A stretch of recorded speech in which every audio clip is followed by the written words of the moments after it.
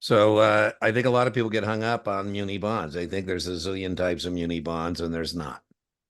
There's just GOs and revenues. Now, granted, there are a zillion subcategories, but at the end of the day, it's either a GO or revenue. It's the same thing I think people get hung up on as it relates to types of orders. They think there's a zillion types of orders, and there's not. There's market orders and limit orders. That's it. Now, granted, you can add a zillion contingencies or qualifiers to them.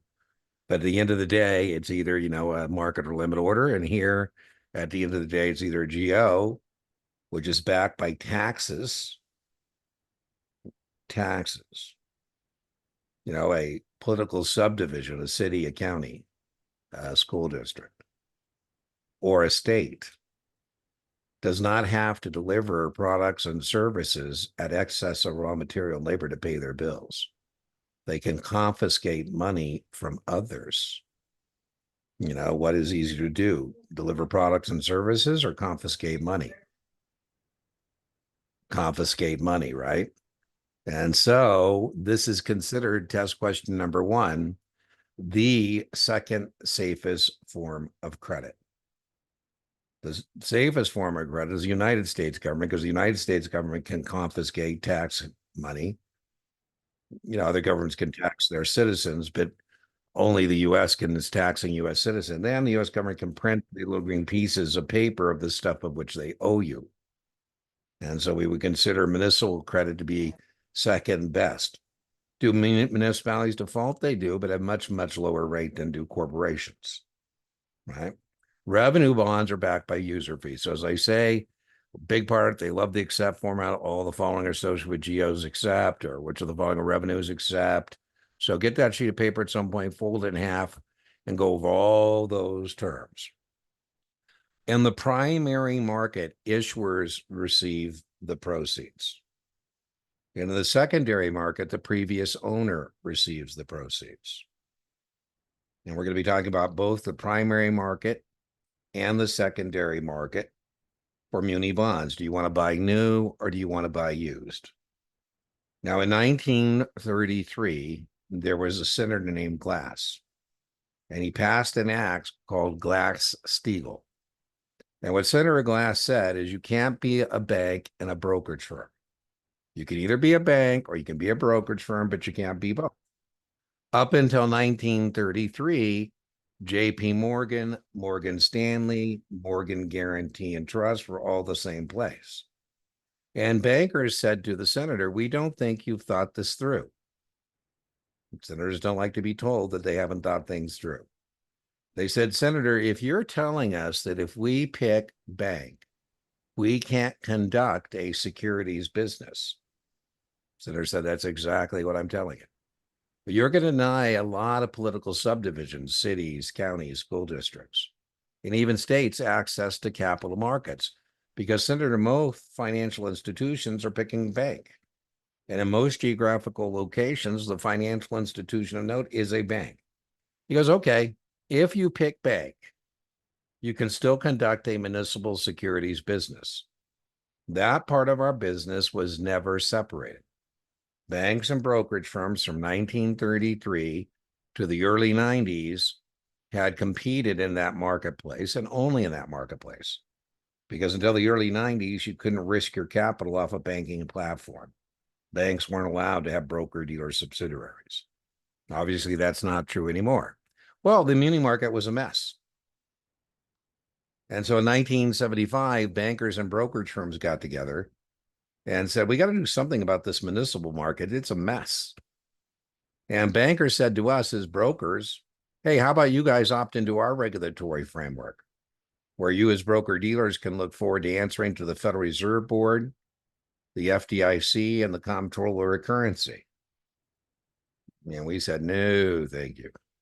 We said, as broker-dealers, how about you, bankers, opt into our regulatory framework, where you can look forward to answering to the SEC and our self-regulatory organization. And bankers said, no, thanks. I said, well, I got an idea. Why don't we set up a municipal securities rulemaking board? 5 bankers, 5 members of the public, 5 broker-dealers, 15 men and women, will allow them to publish rules, but will deny them the enjoyment of enforcement. All they get to do is publish rules, A rules, administrative rules, D rules, definitional rules, G rules, general rules. And who enforces their rules? Well, if you're a bank conducting a municipal securities business, it would be the same people that always enforce rules on banks. Federal Reserve Board, FDIC, and Comptroller of Currency. If you're a broker dealer, it's going to be the same people that always enforce rules on broker dealers. Now, there's a couple things that we should be aware of as it relates to the MSRB. At major brokerage firms, Morgan Stanley, for example, UBS, Merrill Lynch, Edward Jones, we have both corporate finance, men and women who raise money for corporations, and we have public finance, men and women who raise money for municipalities. And they're very similar, but there are some differences. And if you're a municipal issuer and you're looking to raise some money, you might want to hire a financial advisor. Like Morgan Stanley was hired by the city of San Francisco to advise the city on how best to proceed in raising money. And, the Morgan Stanley, as financial advisor, said to the city of San Francisco, what we think you should do is issue a special tax bond. We think that what you should do is issue a bond and have a special tax on alcohol and tell the bondholders that special tax on alcohol will pay the interest and principal. And if not, that the bonds will default. And the city of San Francisco said, hey, that's a wonderful idea. Can you, Morgan Stanley, issue the bonds for us? Morgan Stanley says under Rule G37, test question, we're not allowed to switch roles. The MSRB thinks it's too much of a conflict of interest for Morgan Stanley to be representing the issuer, Morgan Stanley, and its customers. Now, I can hit continue as your financial advisor. Also, G37, primarily G37 is about this next point, says that we can't pay to play. I can't say, hey, Mayor, I don't want to start over the new guy. Well, what can I do to help you? G37 says that unless I can vote for a political official, the elected official, I can't make a campaign contribution.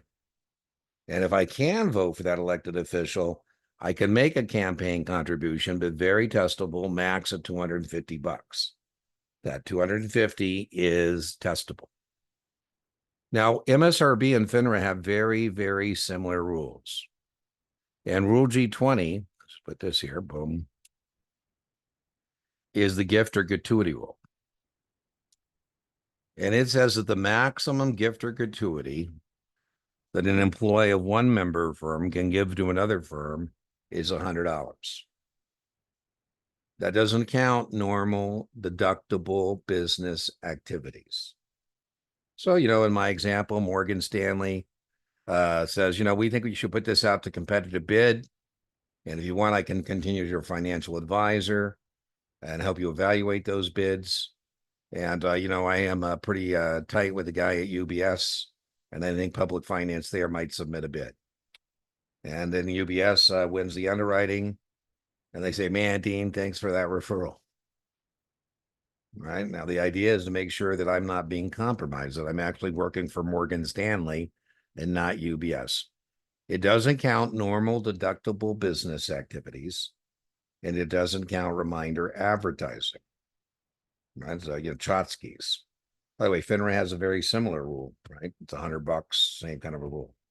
Nominal quotes, the MSRB says, are quotes that are for informational purposes only. And that's testable as well. So, I work the bond desk. We're going to be talking about the primary market and the secondary market. And Philip calls me and he says, hey, Dean, I'm looking for some quotes on my muni bonds. I say, well, what do you need these quotes for, Philip? And he says, Dean, I'm just revising my financial statement. I say, okay, Philip, let me give you some nominal quotes. Maybe he doesn't know what that word means. And I go, 110. 110? I'm selling. I go, whoa, Philip. I did not tell you that I'm willing to buy your bonds in my inventory at 110. I told you this was what kind of a quote. nominal for informational purposes only. When this goes bad, it goes really bad. So this guy is a muni bond mutual fund manager, and he has an apprentice. And he says, listen, I'm going to be out of the office on Friday. Do you think you can call the bond desk and get the quotes so we can calculate NAV? And the apprentice says, yep, I can do that. He's studying to take his exams. And he calls the bond desk on Friday and he says, hey, I'm looking for some quotes. And the bond desk responds by saying, let us give you some nominal quotes. He says, no. I've been studying and I know that we have to meet redemption requests. And so I want a real quote, not a nominal quote. The bond desk responds by saying, are you sure you understand what you're asking me? You're asking me now to go through that portfolio of bonds and every bond give you a price at which right now I'm willing to put that back into my inventory. Yep. I go, all right, here we go. The difference between the nominal quotes on Thursday and the real quotes on Friday was 30%. Wow. This is really bad because now the NAV goes down 30%. The people in the mutual fund start redeeming. Uh-oh. Causing the manager to have to sell the bonds. So what a major mess. All right, so we're going to underwrite some bonds. We're going to underwrite some bonds, very testable. We need to get a legal opinion. And very testable know who does the legal opinion. The legal opinion is done by a bond counsel. You know, early on in American history, we had a national bank authorized by Congress. And the state of Maryland went to McCullough, the bank branch manager, and said, well, we think you owe $10 million in state income tax. And McCullough said, I think it's debatable whether you can tax the federal government in the conduct of its business. And they yanked 10 million out of the vault. They sent the National Guard in, they yanked 10 million out of the vault. In a very famous Supreme Court case, John Marshall said, the ability to tax is the ability to destroy. And we can't have you states interfering with us, the federal government, in the conduct of our business. You don't bother us, we don't bother you. You leave us alone, we leave you alone. That concept from constitutional law is called reciprocity.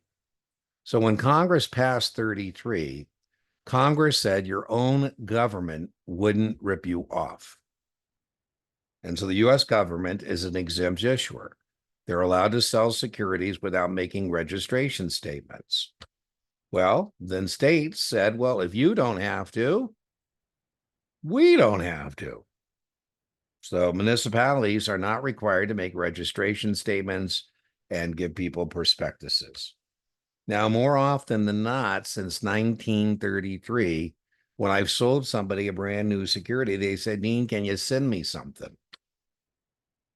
And so I say to the municipal issuer, it would be nice if we had some kind of a disclosure document, some kind of prospectus-like document. They say, we're exempt from 30. I go, I get it, yes. The prospectus-like document is called an official statement, and the bond counsel is going to opine that we do not need to register these muni bonds under 33. The second thing they're going to opine about is the bonds pay interest that is federally tax exempt because of reciprocity. The federal government can't tax you on the interest you're receiving from a state. The state could, but chooses not to.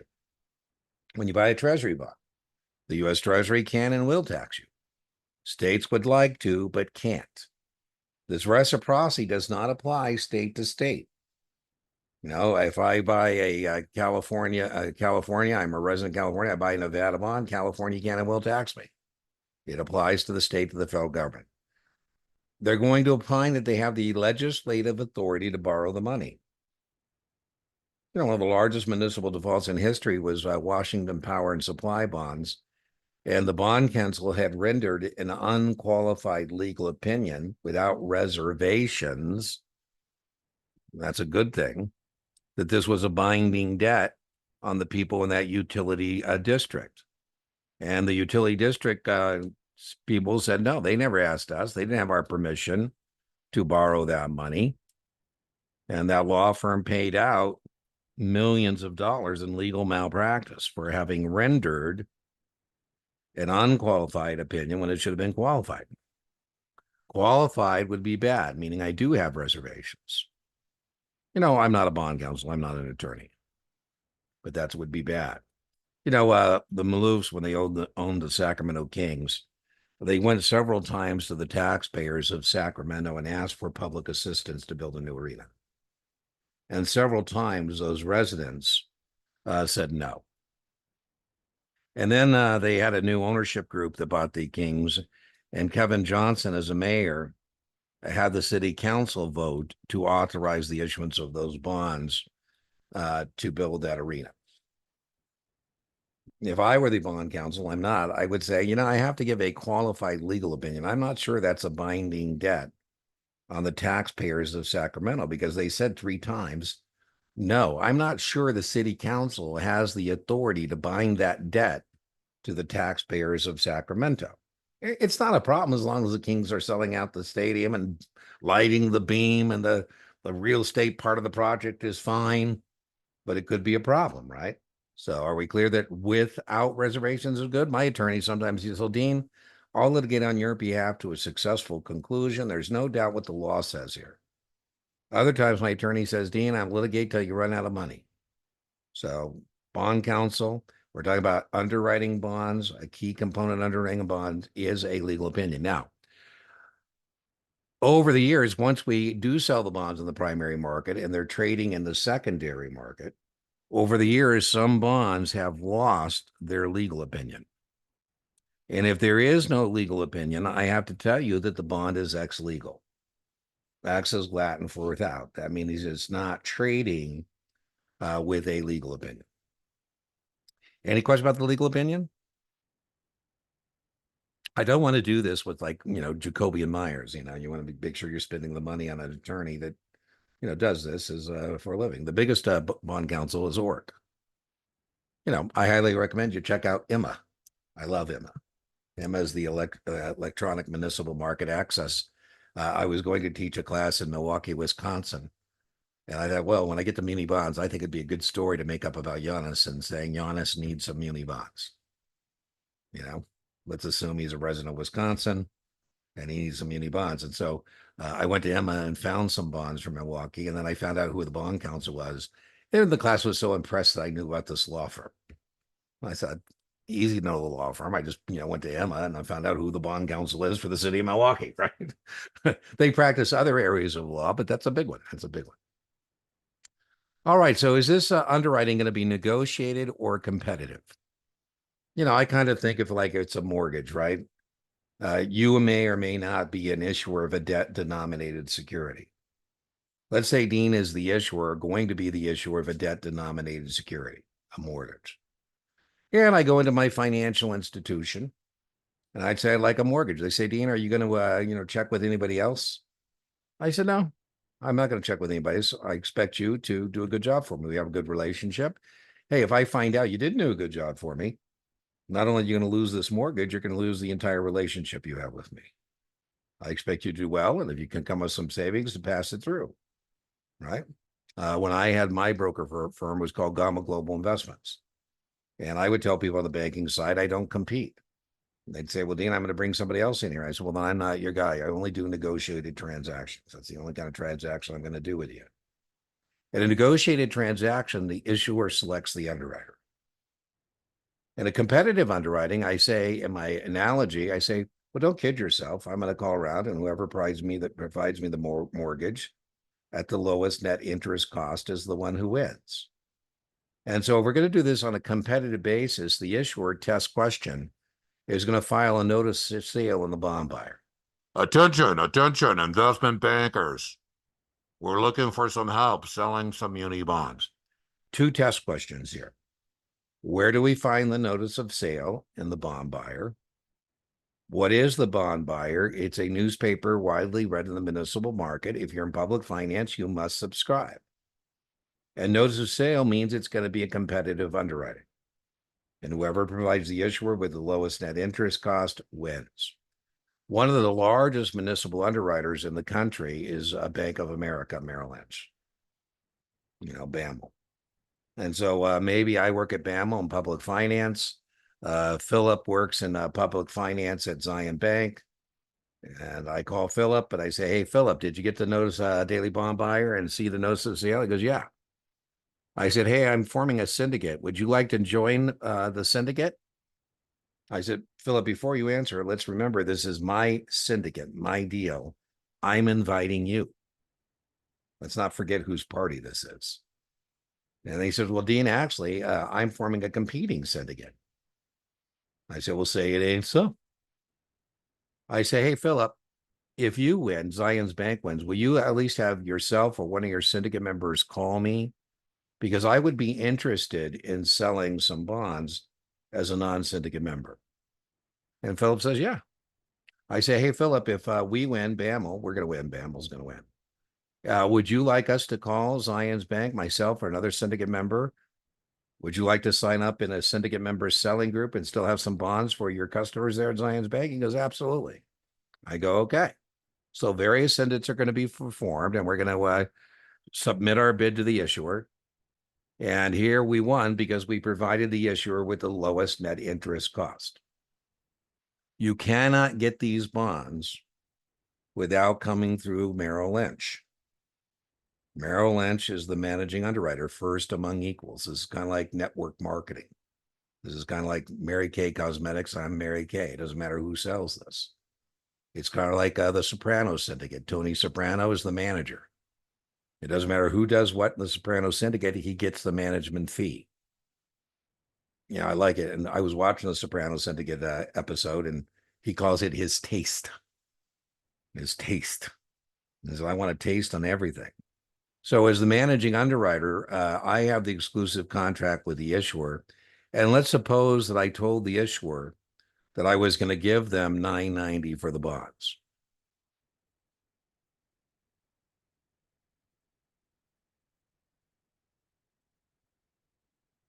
And let's say we're going to sell these bonds to the public at 1,000.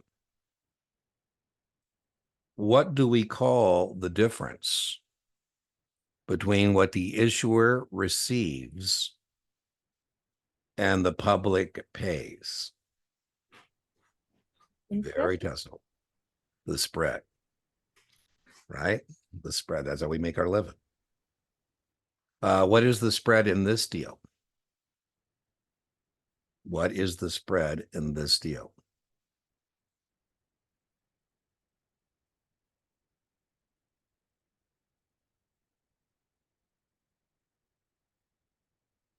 Yeah, if you say $10, though, you sound like you're not a player.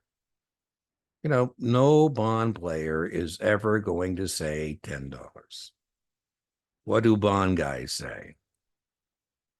A point, which is indeed $10, right? But that's what bond guys say. Bond guys are never going to say, boom. They're never going to say, not 1 basis point. No, no, no, Barry. That would be 10 cents. And a bond point and a basis points are different things. A bond point is 100 basis points, Barry. If you want to sound like you know your player, you would say 100 bips. 100 bips, right? That's 100 dimes. That's $10. So it's not part of our lecture today, but it is testable. So let's just put that up there. A point is $10. Another way we could say that is it's 1% of par. And basis points are not usually about price. A basis point is more about yield. Basis point is 1/100th of that. It's a dime, 10 cents. And we usually would be referring to this. So it actually would be 100 basis point here, but that would usually be the difference in yield. So, you know, let's say like 8% yield to maturity.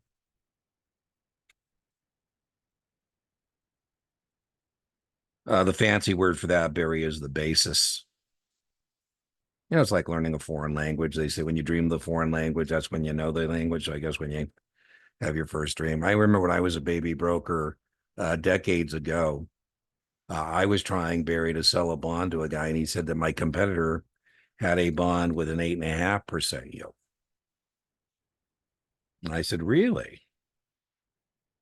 And I said, he's got a 50 basis points, 50 bips more than me. I said, man, I'm usually more competitive than that. I mean, maybe there's something I'm missing. I mean, it could be that I'm marking up the bond and that's why it's got that price. I don't think that's it.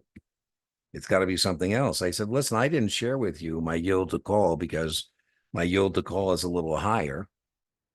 And maybe that's it. Do me a favor, ask that guy what the call features are and call me back. If I lose the business, I'd like to know because price up, yield down. I don't think I'm knocking down the yield by marking up the price. I don't think that's going on. If I was ripping him off, I would know that. But 50 bips. Anyways, he called me back. He said, hey, Dean, it was callable next week. And the yield to call was 7.5. That broker should not have been quoting 8.5. He should have been quoting yield to call. P.S. I don't know if that broker is malicious or ignorant, but the basis point of my point, Barry, is usually about yield and not about price. All right, so as you can see here, J.P. Morgan is a member of the syndicate. J.P. Morgan is a member of the syndicate.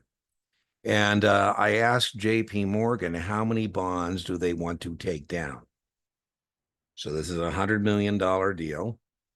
And I say, how many bonds do you want to take down? Now, before they answer that question, they should ask me whether this is a Western divided syndicate.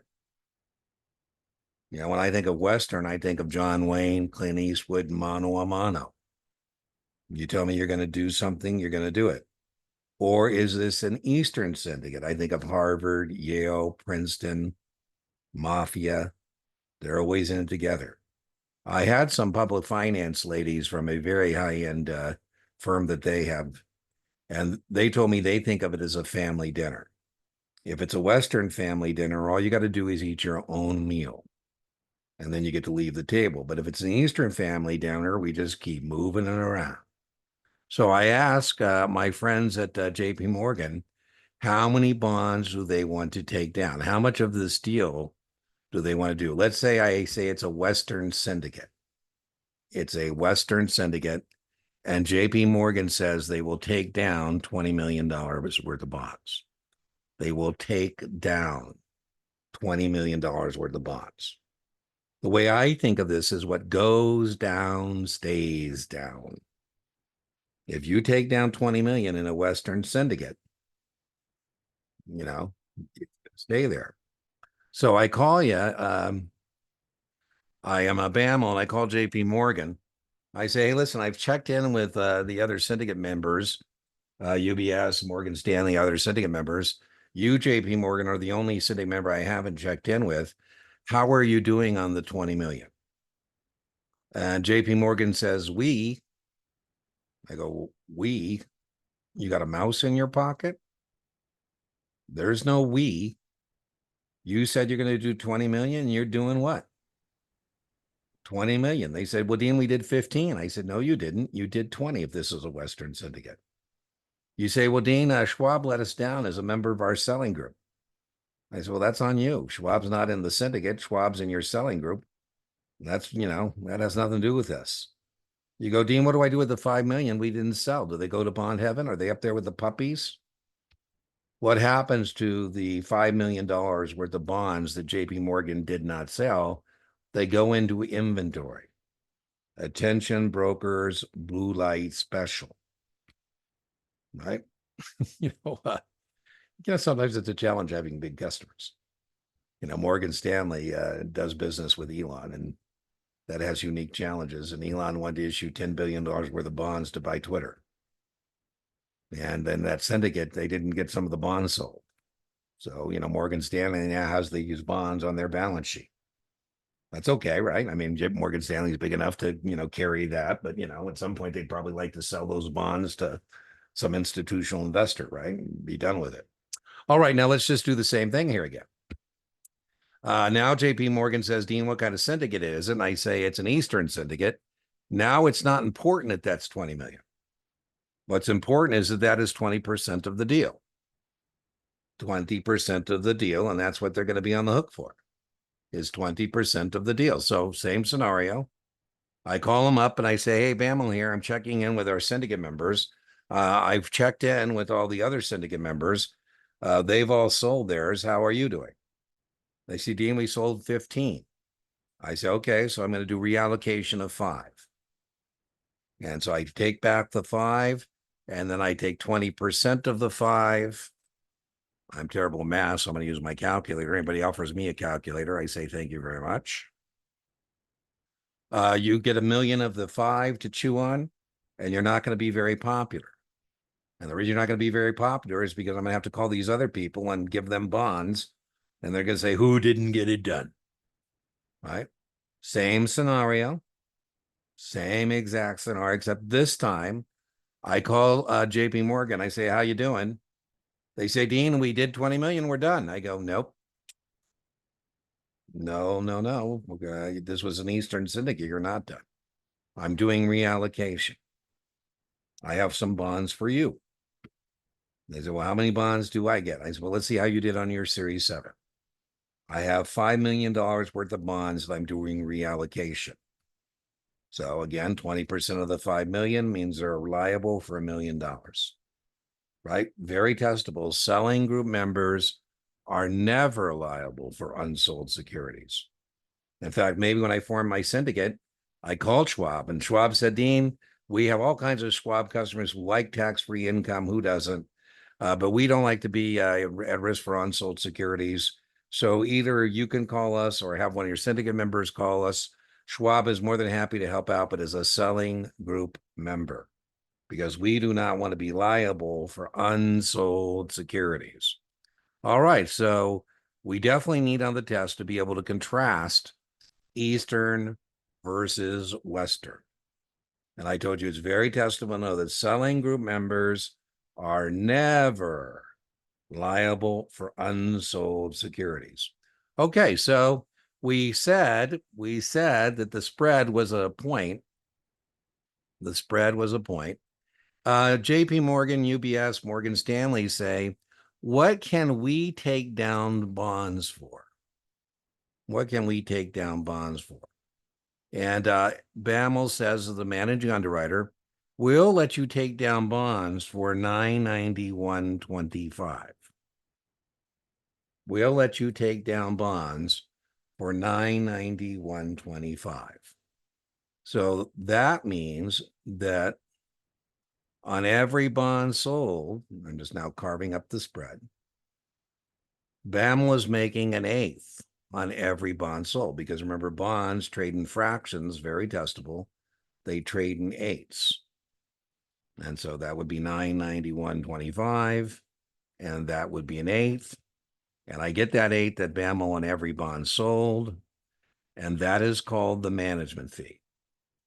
And the management fee test question is typically the smallest individual component of the spread. Now, here in this example, UBS, Morgan Stanley, JP Morgan have to decide what they want to do, right? So here, JP Morgan took down $20 million worth of the underwriting, 20% of this deal, and they got to decide how much they're going to give to Schwab. They're probably going to sell some of the bonds themselves.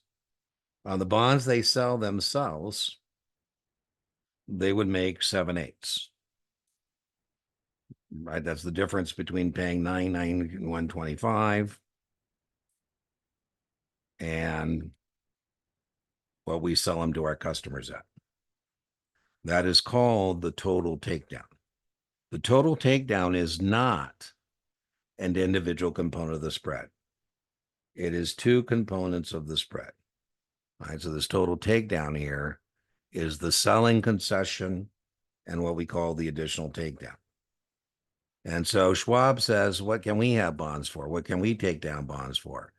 And JP Morgan says, you can have bonds for $995.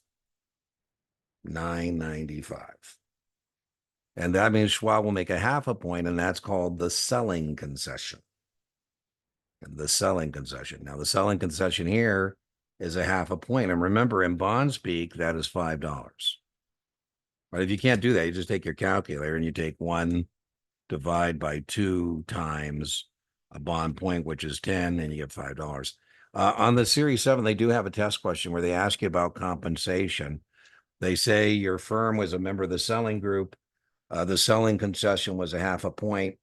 What was your firm's compensation? You have to take 50,000 bonds times $5 and come up with the compensation. It might even become more complicated than that, because you might actually have to figure out the individual components of the spread. So here is the underwriting we're working on. Test question number 1, what do we call the difference between the issuer receives and the investor pays? The spread. What is the spread in this deal? It's a point. We said the management fee here is 1/8. Every bond sold, Bank of America gets 1/8 or $1.25. Again, if you can't do that, you simply take your calculator, you take 1 divided by 8, and you come up with the answer. And it doesn't matter who sells the bond, BAML gets 1/8 on every bond sold. You know, in my example, JP Morgan is taking down bonds at 991.25, and they have to decide how many bonds they want to sell through their own distribution network, because the bonds they sell through themselves, through their own distribution network, they make the total takedown. If you get stuck on that, 7/8, you take 7, you divide by 8 times a bond point, and you find out that's 875. Dean? Last question. Yeah, I answered. Just let me finish. I'll take your question. Be careful, RTFQ. If I ask you what is the largest component of a spread, you would tell me the total takedown. But if I ask you an individual component, that's the selling concession. Right? Are we clear? Those are different questions. If I'm asking you what is the largest component of a municipal underwriting, that answer is the total takedown. But if I ask you what is the largest individual component, 3/8, I think, is the hardest part here, and that's called the additional takedown.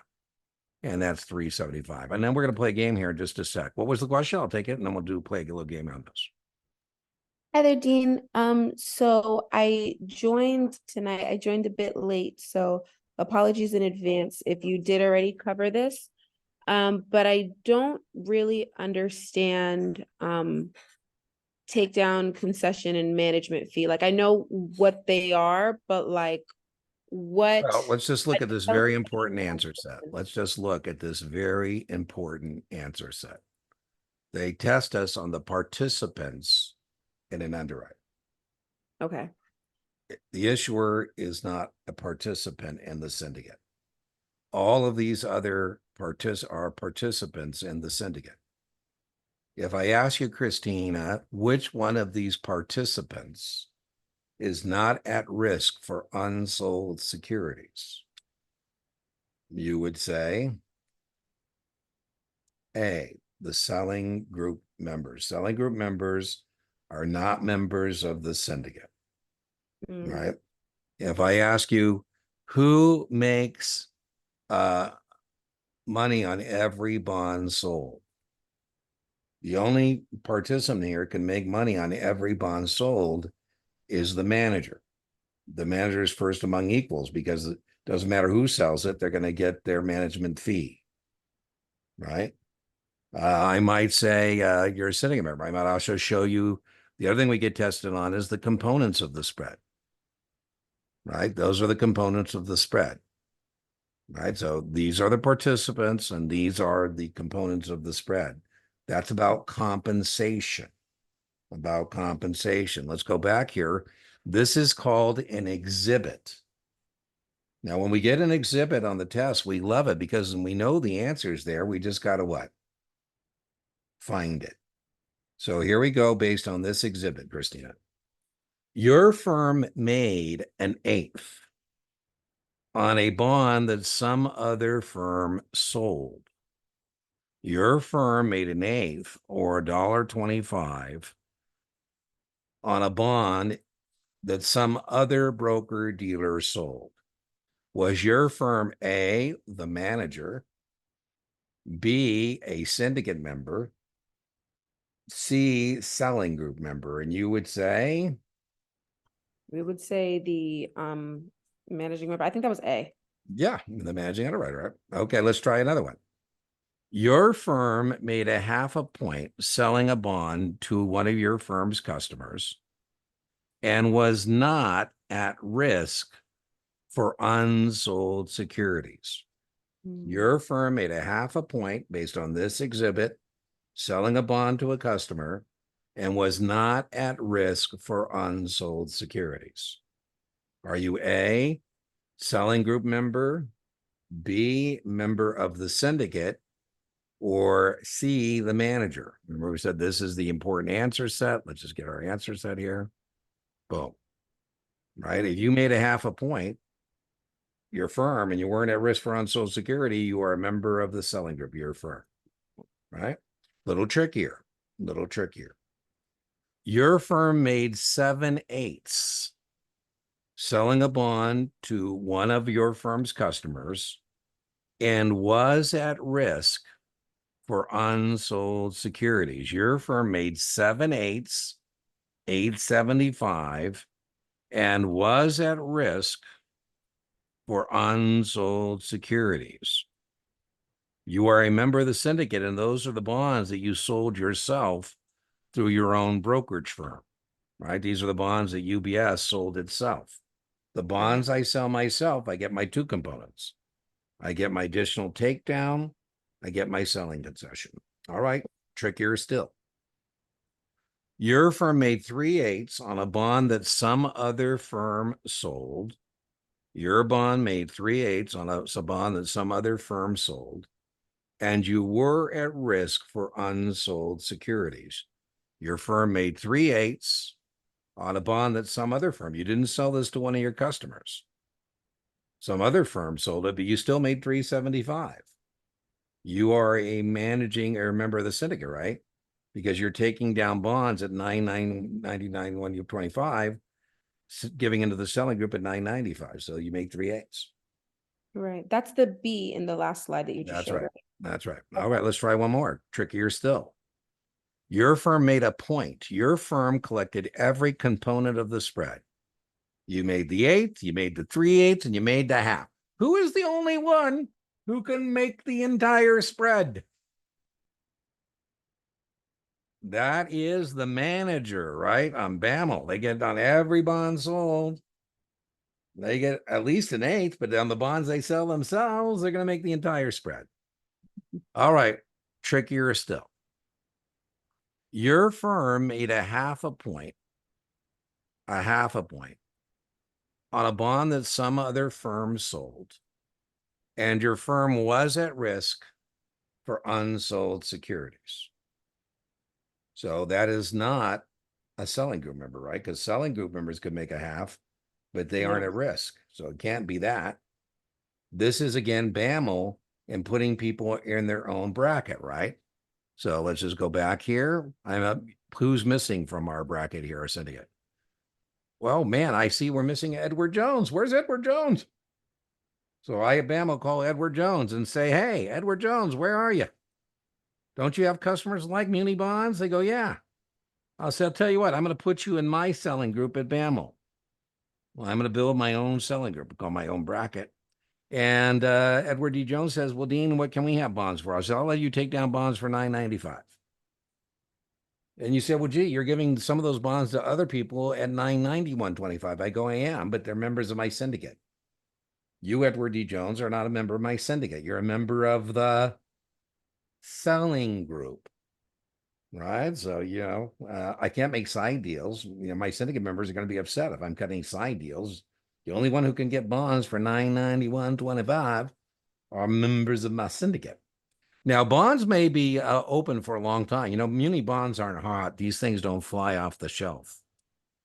Right. So syndicate may be open, 4, 5, 6 weeks. And so maybe we say they're M&S bonds. They're M&S bonds. What does that mean? They pay interest March and September. And we're underwriting these bonds here in August. Oh my God. But we're probably not going to have these bonds sold by September 1st. And even if we did, it would be a pain in the ass to try and cut the checks. So we're going to tell the bondholders, listen, these bonds, the dated date, the date these bonds are going to start to accrue interest is August 1st. So in a muni underwriting, we're going to have what's called a dated date, and that's the date the bonds start to accrue interest. So that means what you're going to get is you're not going to get a check on September.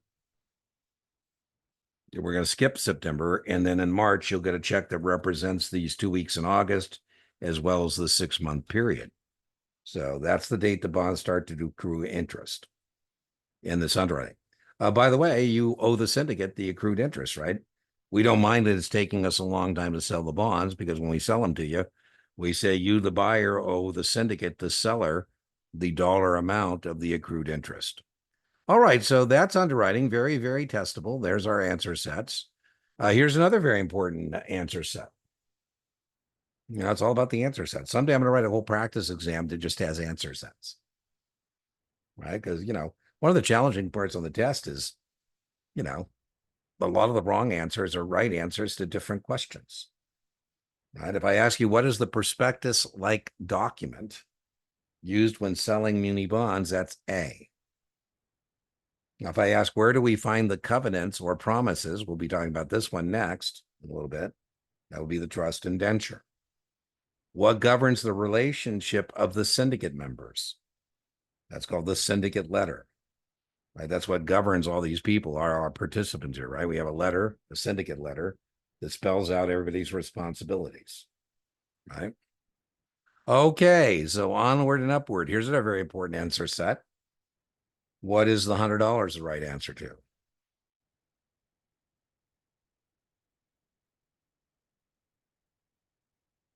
What is $100 the right answer to? We're playing Series 7 Jeopardy, muni bonds, please. I'll take gift or gratuity rules for 1,000, Alex. The maximum gift or gratuity that an employee of a one-member firm can give to another firm is what? $100, right? What's the 250?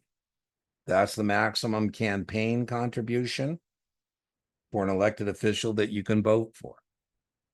Are any of you going on to 66? Yes. Well, Christina, 350 is the investment advisory campaign version. So 250 is for, you know, public finance people, broker dealer side. 350 is investment advisors. All right. Well, all bonds, including muni bonds, trade over the counter in a negotiated, quote-driven market. Right. So if I work the bond desk, I'm the guy who buys bonds into our inventory and sells bonds out of our inventory. And you say, Dean, what is your quote? I say my quote is 98 and a quarter, 98 and 3/8. And what you've got to be able to do on the test is you've got to be able to turn that into a dollar amount. I think the 98 is easy. That's $980, right? That's a percentage of par, right? A percentage of par. So I'm going to take 1, divide by 4, times 10, a bond point, and I get 250. So that is 982.50. My minimum spread in trading corporates and munis is 1/8. That's my minimum spread. What's my minimum spread if I'm trading government securities, T-notes and T-bonds? What's my minimum spread? Yeah, 32nd, right? 32nd. Okay, so the 98 I think is easy, 98% of par. Then I take 3, divide by 8, and then I times by 10. I get 375. Whenever a customer is looking at a low price and a high price, the customer always pays the high price, always receives the low price. What's that called? The securities industry. By the way, negotiated quote driven means you don't have to pay me this. You could say, well, Dean, I don't like that. How about, you know, whatever. Okay, so here, if you're buying the bond, you would pay $983.75. Is this bond trading at a premium Par discount cannot be determined. Don't ever tell me cannot be determined. That's never the right answer. Right on, it's a discount. Why is this bond trading at a discount? Why is this bond trading at a discount? Because it's under 100. Well, yeah, but I'm asking what caused it to go under par. Listen, if anybody ever asks you about economics, finance, or investments, and you want to sound smart, you should say it has a lot to do with interest rates. And if you just shut up, you sound good. People say, well, what about them? You say they fluctuate. They say, is that good news or bad news? You say, well, it depends. Right? Interest rates have gone up, causing this bond to what? Go down. But I say, Christina, you don't really care about the price of a bond. I mean, when you buy a bond, what you're interested in is what you're going to make by holding it to maturity or holding it to the call. That's what you really care about. You know, people don't day trade like muni bonds. I'm dating myself. But when John Kerry ran for president, Teresa Heinz released her tax return, the Heinz of Heinz ketchup fortune. And she was collecting $32 million a year in tax-free income. Wow. That means she has municipal bonds.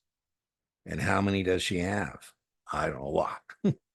P.S. I doubt she has a block of muni bonds that pays her 16 million on January 1 and 16 million on July 1st. If I were her broker, I wish I'd say, Christina, Teresa, let's get you some J&Js, some J&J 15s, some F&As, F&A 15s, M&Ss, M&S 15s, J&J, M&S, A&O, M&N. That way every 2 weeks you got some money coming in, right? I mean, probably not the last thing she does, but I would be willing to bet you she held them to maturity. And when they matured, she just bought more muni bonds. And she just bought more muni bonds. All right, the Uniform Practice Code standardizes practices within the securities industry. Right? You can imagine what a mess the securities industry would be if everybody was conducting business differently. Right? And so let's say that this is a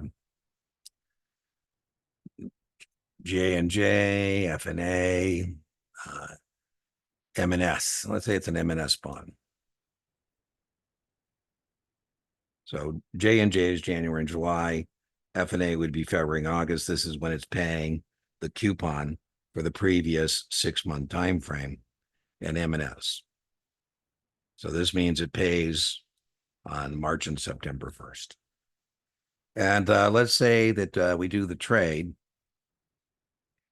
We do the trade on Monday, August 19th. The trade date is when we agree to terms. And settlement is when ownership changes hands. That's 19th, Monday. And so I say, hey, Christina, you're going to get a check on September 1st. And it's for the entire 6-month time frame. And you didn't own these bonds for the entire 6-month time frame. You know, these were my bonds for all of March. These were my bonds for all of April. These were my bonds for all of May. These were my bonds for all of June. These were my bonds for all of July. And they were my bonds for most of August. So the vast majority of the check you're getting actually belongs to me. And Christina says, Dean, when I get the check, I will send you your pro rata share. I say, Christina, this is a transaction, not a relationship. We're just going to figure out right now how much of that check belongs to me. And you can add that to the price you've agreed to pay for my bonds. You know, the buyer is going to pay the seller the dollar amount of the accrued interest. Now, when we came up with the Uniform Practice Code, we didn't want our high talent men and women to have to remember nursery rhymes and knuckle humps about how many days have September. So for corporates and munis, every month has what? 30 days. The only number that can go into that first column is either a 30 or a 16. If it were an M&S 15, it's not. But if it was an M&S 15, when I got paid on the 15th, that would have been for up to, but not including settlement. You owe me for all of April. You owe me for all of May. You owe me for all of June. I call this the long method because it's just a, kind of a pain to go count all these days, right?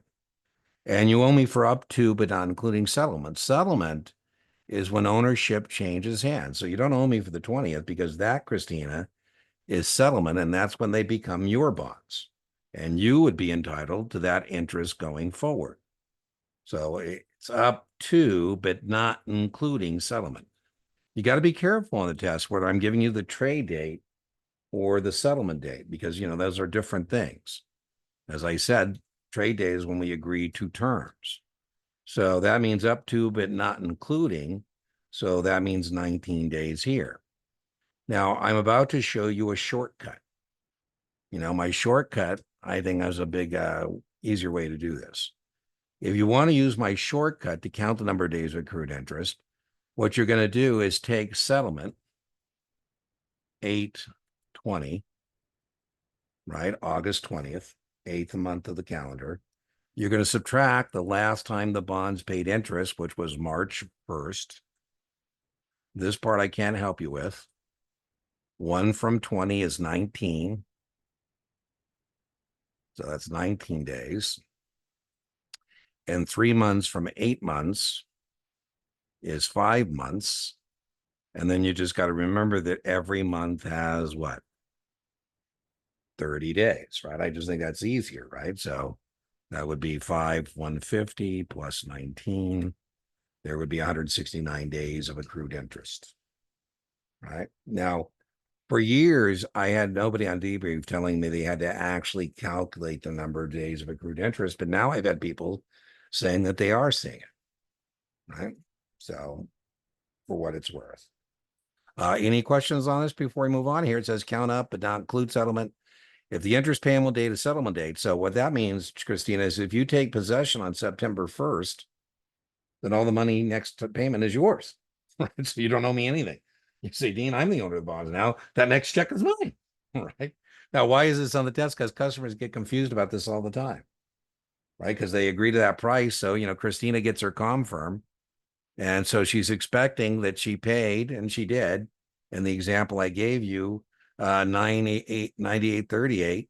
And I tell her she owes 98.38 and another, what, in this case, let's say it's a 6% bond, almost $300 more. And she goes, what's that? I go, that's the accrued interest you, the buyer, owe the seller.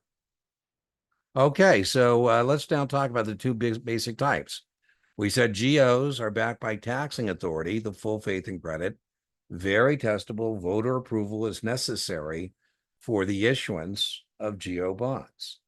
This is important because we want to tie the debt to the taxpayers. Now, in the GO category, we can either tell the voters that what we want to issue are limited tax bonds or unlimited tax bonds.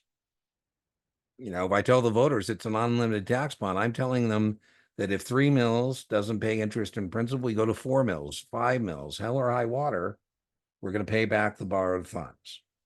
If it's a limited tax bond, I say 3 mils, but no more than 5. The mill is just your tax rate. All test prep vendors go way overboard on mill rates. I haven't had anybody in years had to calculate a mill rate. But you do need to know that property taxes are what support local government. Taxes are the price you pay for civilization. The more civilization you want, the more taxes you have to pay. I've been teasing you about my off-grid location here. My brother says, man, the property taxes are so cheap. I said, because there's no civilization, Chris.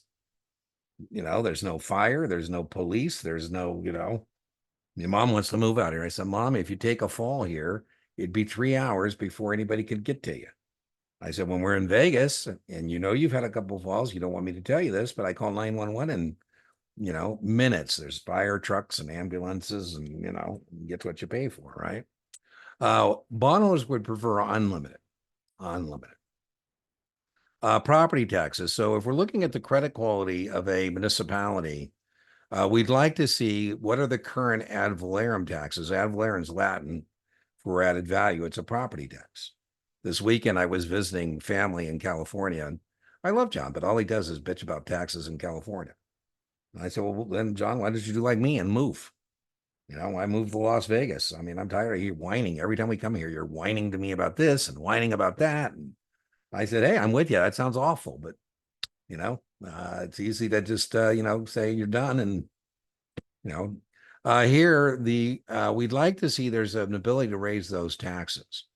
So surprisingly, San Francisco, with even the challenges that San Francisco is still facing, still has pretty good credit quality. And one of the reasons is there's a big gap between full estimated value of the properties and the present assessed valuations. The example I always give is there's our older couples, older folks in Pacific Heights. That's a very rich area of San Francisco. And about every 6 months, I'll see an older couple who bought their mansion for $500,000, selling it to somebody from Silicon Valley for 20 million. Welcome to the neighborhood. The mill rate is the same, but a mill rate on 500 isn't the same as that same mill rate as it applies to 20 million. So as those properties turn over, they have the ability to come back and get more money. Coterminous is when two or more taxing agencies share some of the same geographic boundaries and are able to issue debt separately. So, there's my house. Here is a utility or a school district. Here is a utility district. Let's see what happened there. Boom.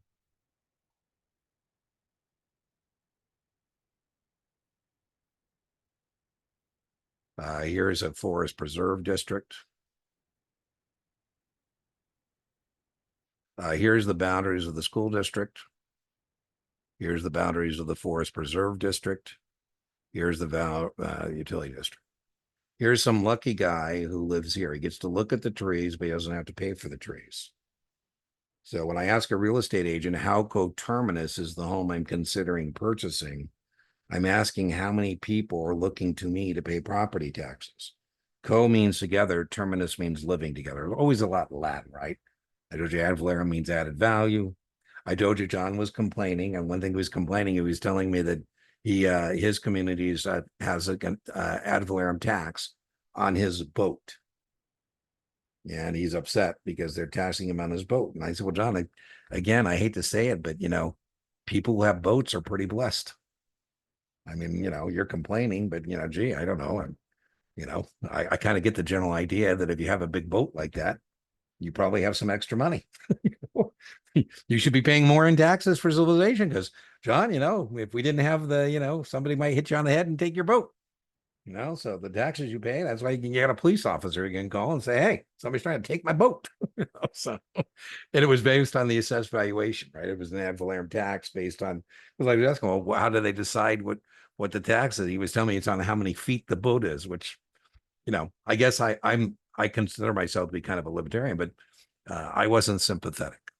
I wasn't that sympathetic, right? I mean, it's like a guy who told me he cost so much money to park his jet at the airport. I'm going, I don't know who you think I am, but that sounds like a problem I'd like to have, parking my jet, debt limits. We have a thing called ERISA.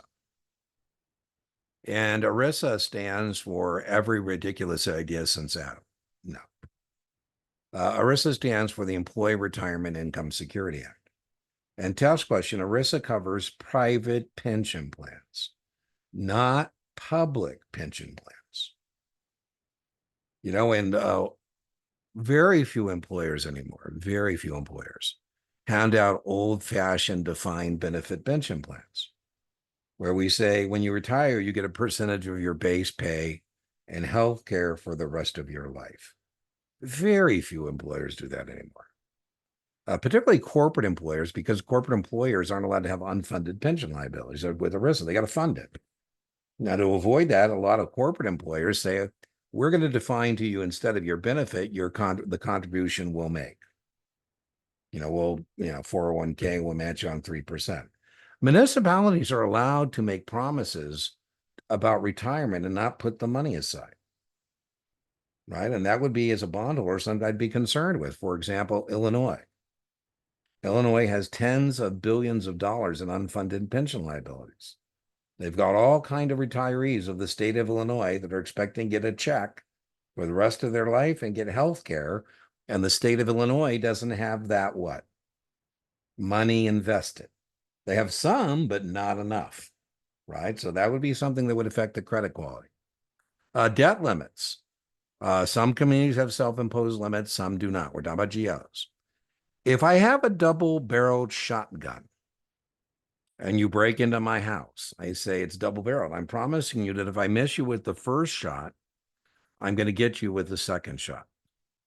In a double-barrel bond, it is a type of GO where the first pledge or promise is a user fee. The second pledge, more importantly, is the full faith and credit of the municipality.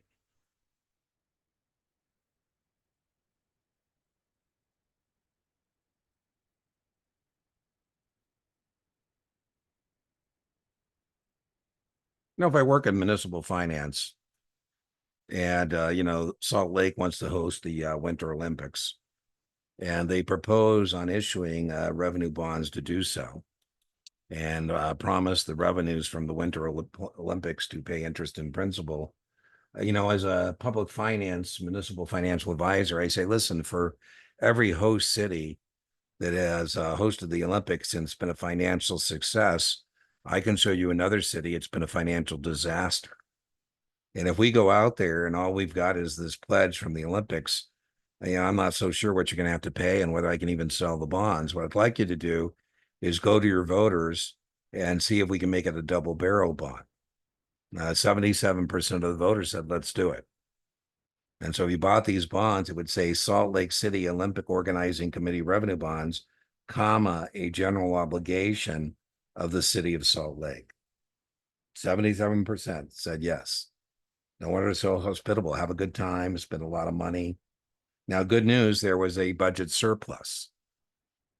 So they didn't need to pay any taxes. But if there had been a shortfall, the property taxes of the residents of the city of Salt Lake would have gone up to pay the interest and the principal.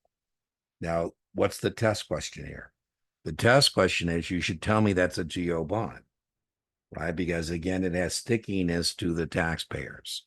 We also have communities that issue muni bonds as zero coupon bonds, where there's no income stream. You buy them at a steep discount and you hold them to maturity.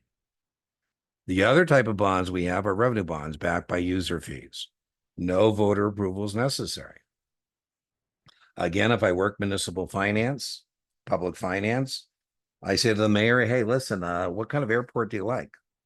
I know you want to build a new airport. And so, I'm here to help you. I sell some bonds to build the airport. Do you want a nice airport? Do you want a very nice airport? Or you want the nicest airport in the free world? And he goes, well, Dean, do I have to ask my voters? I go, no. Your voters aren't on the hook for this thing. So we can do whatever we want. I'm joking, but not really. No voter approval is necessary. I always love when I go to one of these things, like the airport. At several airports I travel to frequently, I know where the sign's at. And it says, your taxpayer dollars not at work. Your taxpayer dollars not at work. They're telling you're not paying for this airport. Who is paying for the airport? The people that are using the airport. If you don't use the airport, well, you don't pay for the airport. If you don't use the Golden Gate Bridge, then you don't pay for the Golden Gate Bridge. The people who use the bridge pay for the bridge. It should be self-supporting because if not, the bonds are going to default. Feasibility study. We need to know it's feasible. Now, I joke, I've never met a feasibility consultant that tells the issuer and the investment banking firm that what they're considering is not feasible.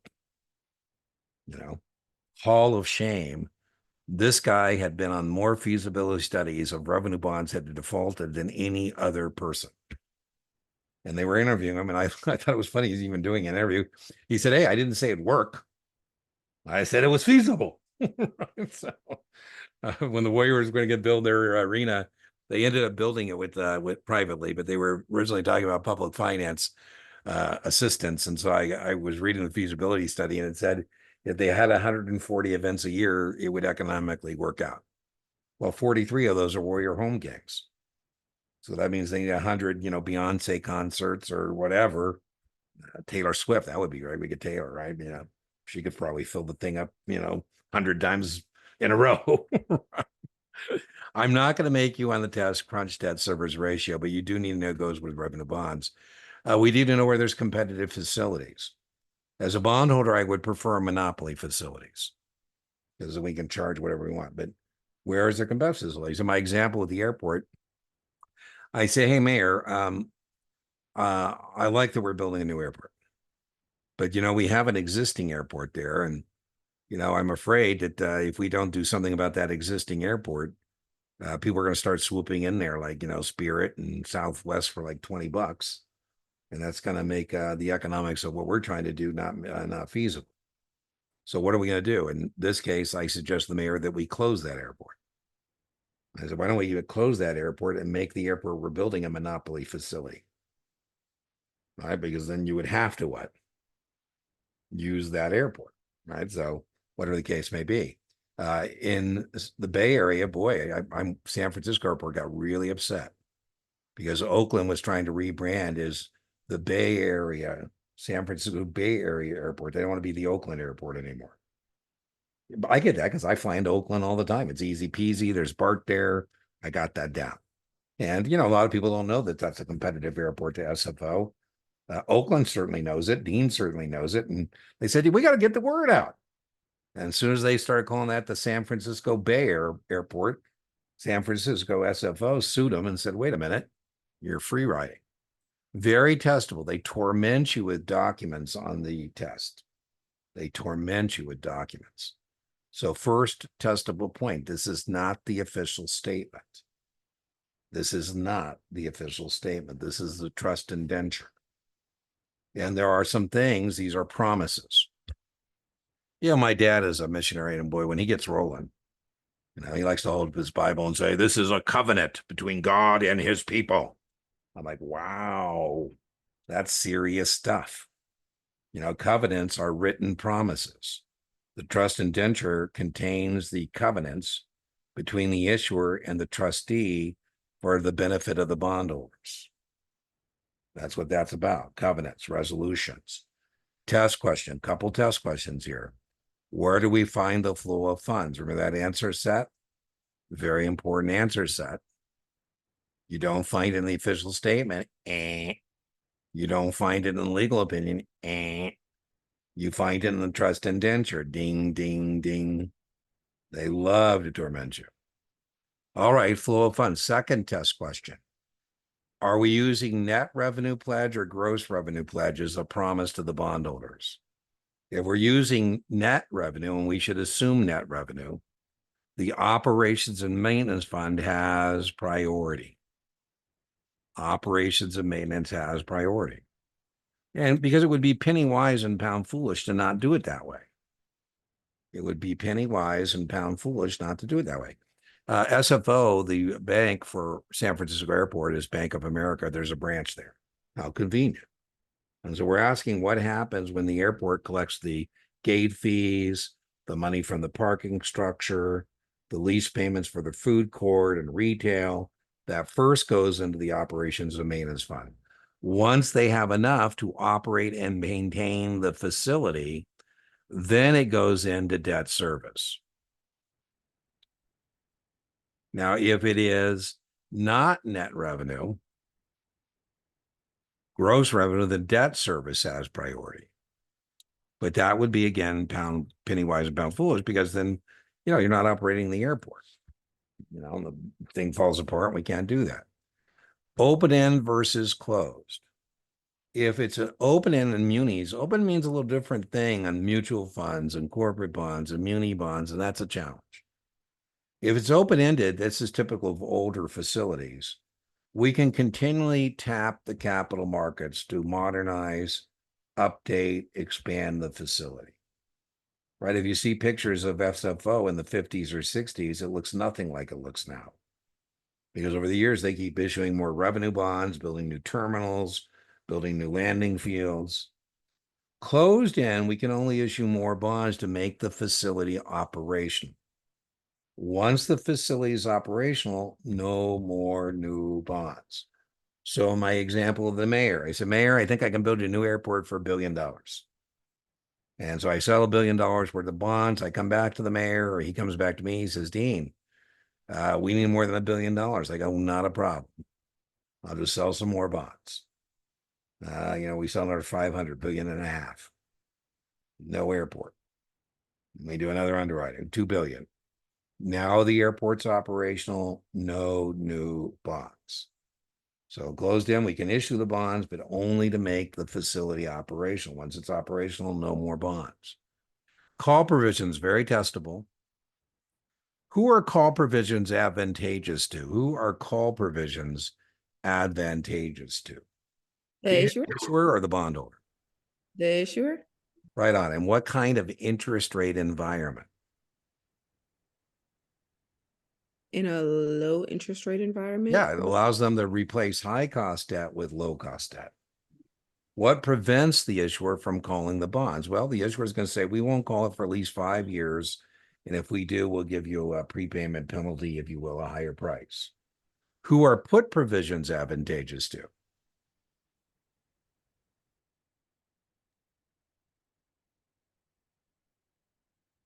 The bondholder in a rising interest rate environment.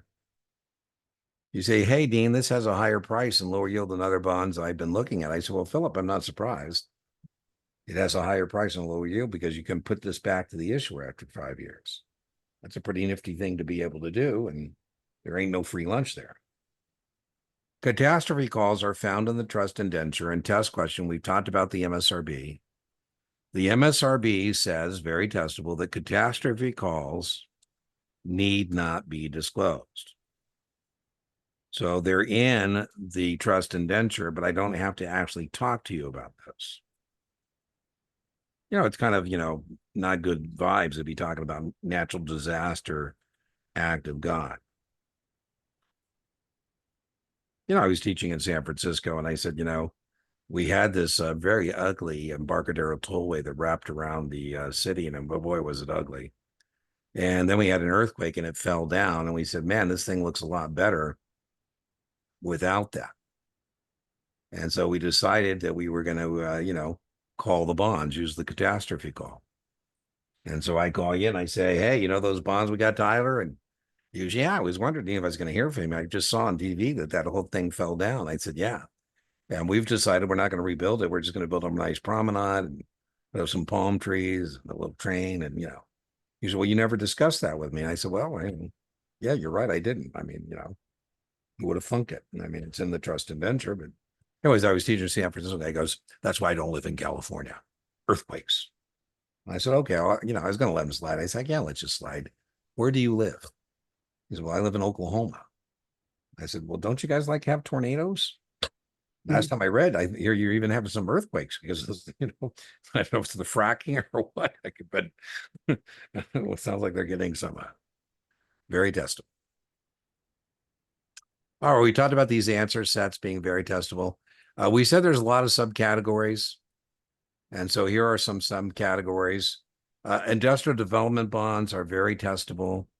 Don't blame me. I'm not the IRS, but the IRS says that industrial development bonds are supporting a private activity, not a public purpose. I think Mr. Boeing would be rolling in his grave, knowing that Boeing has moved its headquarters 2-3 times out of Seattle. And when they first moved the corporate headquarters out of Seattle, Boeing said, attention, Dallas, Denver, Chicago, we're coming to one of your 3 cities. What are you going to do for us? And Chicago has a industrial development agency charged with luring employers into the city of Chicago. And they said to Boeing, if you'll come to Chicago, we'll build that turnkey to your specifications, ready to occupy. And Boeing said, cool, let's do it. Corporate credit test question backs the bonds. So at the time, The city of Chicago's credit quality was double B. And Boeing's credit quality was single A. Whose credit goes on the bond? Is it going to be double B or single A? It's going to be single A. Corporate credit backs the bonds. If Boeing abandons the facility, the bonds were 20 years, the lease was 20 years, the lease was up last year. And so Boeing said, we're out of here. We're off to Virginia this time. I feel so sad for Boeing and Southwest because those companies used to have great reputations and they were considered blue chips. And lately it's like, oh my God, they can't seem to get it together. Gilroy, garlic capital of the world, California, AA credit quality. Issued some bonds to build a motorcycle manufacturing facility for a motorcycle company that wanted to take on a Harley. And that motorcycle company went bankrupt. Those bonds defaulted. There is no stickiness to the city of Gilroy and its taxpayers. Gilroy's credit quality, I just told you, was AA. The motorcycle company was not rated. What goes on the bond? NR, not rated, or AA? NR, not rated. Corporate credit backs the bonds. The IRS says that since this is, financing a public activity, this is going to be subject to the AMT. This is a binary suitability question. Right. Are you subject to the AMT? You say, why are you asking? I say, because if you are, we should not be buying industrial development revenue bonds because for you, the interest would be taxable. Now, there's another bond that's very similar to this. Again, don't blame me. I'm not the IRS. The IRS calls this bond a public purpose, non-essential bond. And it has the same tax implications. You and I know that better as a stadium. Las Vegas provided $500 million in public assistance to build the Allegiant Stadium for the Raiders. Does the Allegiant Stadium serve a public purpose? Yes, 50,000 of us get to bond over the Raiders losing another game. But it's not like building a high school. So before I sell you those revenue bonds, I say, are you subject to the AMT? Be careful on this next one. Not a general tax, a special tax. Not a general tax. I told you about this one, a special tax on alcohol sold within the city of San Francisco. Yeah, it goes into an escrow account, it pays interest and principal. If we don't have enough people drinking, what's going to happen to the bonds? They're going to default. So sometimes we refer these as sin taxes. In taxes. Right? Drinking, smoking, staying in a hotel. There's a way of making sure that locals aren't paying. Special assessment against the benefited property. Against the benefited property. I wouldn't want to turn my community into a Flying J truck travel plaza, but Ripon, California is in a fork of the road on Highway 99. You go right to Sacramento, you go left to San Francisco. And Flying J asked the California Department of Transportation, Caltrans, to revamp that freeway on-ramp and off-ramps to make it easy for 18-wheelers to get in and off the freeway. And Caltrans said, we're going to do it. It's going to cost $30 million. We're going to issue some special assessment bonds. And we're going to tell the bondholders that what pays the interest and principal is the special assessment on the Flying J truck travel plaza. As the Flying J goes, so goes the bonds. There is no stickiness to the residents of Ripon, California. Moral obligation. We have a rural hospital, and the rural hospital outside of our local community is not well known. Very hard to raise money for the rural hospital. So we go to the state and say, hey, state, would you be morally obligated to back these bonds? Morally obligated, keyword, not generally obligated, morally obligated. State says yes. If you buy these bonds, they say John C. Fremont Hospital Revenue District bonds, comma, a moral obligation of the state of California. If the bonds default, the legislature takes a vote and says all in favor of paying back the bondholders say aye. All opposed say nay. More nays than yays, you get paid back.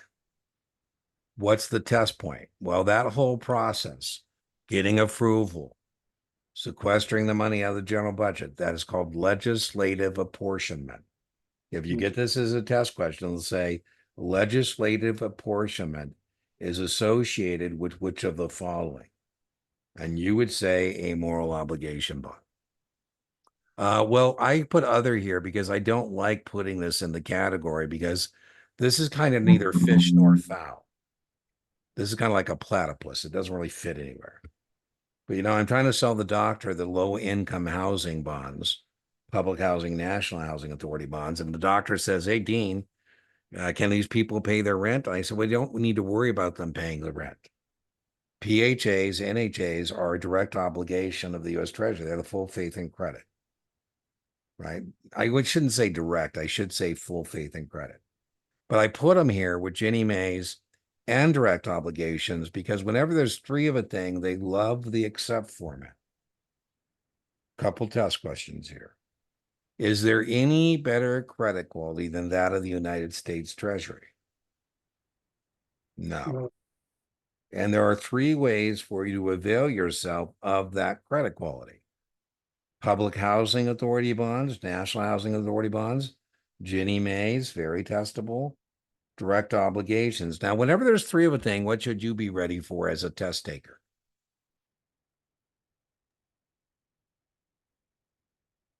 All the following have the full faith and credit of the United States Treasury, right? And it'll be something like Fannie Mae or Freddie Mac or something that doesn't. Well, I always think about, what would Dean do if, I had to come out of retirement and do some other things. And I told you, I think being in public finance could be kind of fun. I never was in public finance. I mean, I started as a retail broker and ended up in an institutional broker on the private equity hedge fund venture capital side. So, what could have been? So I do some homework and I call the municipality. And I say, hey, Dean Tenney here, public finance. I've done some homework here and I see that you're paying 5% for these existing bonds you have. And, I see they haven't passed their call protection period, but as you know, brand new bonds can be issued today at 2%. Why don't you hire my firm to sell some new bonds for you too? We'll put the money into an escrow account. And that way, when the call protection period is passed, you can call the bonds. Hey, that sounds like a winning recommendation. I say, hey, I got some other good news for you. Do you have a debt limit? You say, well, yeah. I said, well, we can remove these bonds, the 5% bonds from your debt statement. They're defeased. That's the fancy word for dead. They're retired because you owe the money, but you got the money. So that's all good. None of what I just said is testable. Clark County, Nevada issued 5% bonds 4 years ago. The bonds mature in 10 years and they have 3 years more of call protection. Clark County can't call these bonds even if they wanted to. But I say, hey, why don't we sell some brand new bonds to pay at 2%? So what we might do is what's called pre-refunding. So boom, boom, boom. We sell the new bonds. Now, we're not allowed to have those funds invested at more than 2%. We have to buy what are called slugs, state and local government securities, right? Boom. And the old bonds are considered that. Now, here's the test question. I call you and I say, hey, broker here. I say, hey, Barry, those 5% bonds, young? She goes, God, Dean, I love the 5% bonds. Interest rates have gone down. The bonds have gone up. They can't call the bonds for another 3 years. I go, they're all true. She goes, well, why are you bothering me? I said, what they've done is they sold some new bonds and put it into an escrow account. She goes, wonderful. They owe me the money. They've got the money. I say, and true, the bonds are AAA. She goes, again, Dean, why are you bothering me? I'm bothering you because this continues to come up as a test issue. You, Barry, are not going to receive yield to maturity. Barry is going to receive yield to call. And so you have to quote it on a yield to call basis. That is the test question. Listen, test takers. I like to shop my answer sets.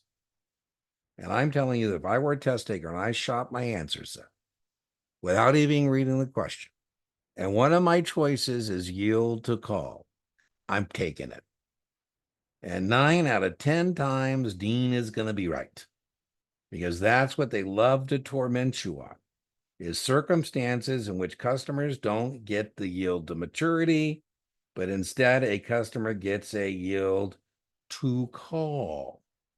It still may be a bond they want, but they should know the yield to call, right?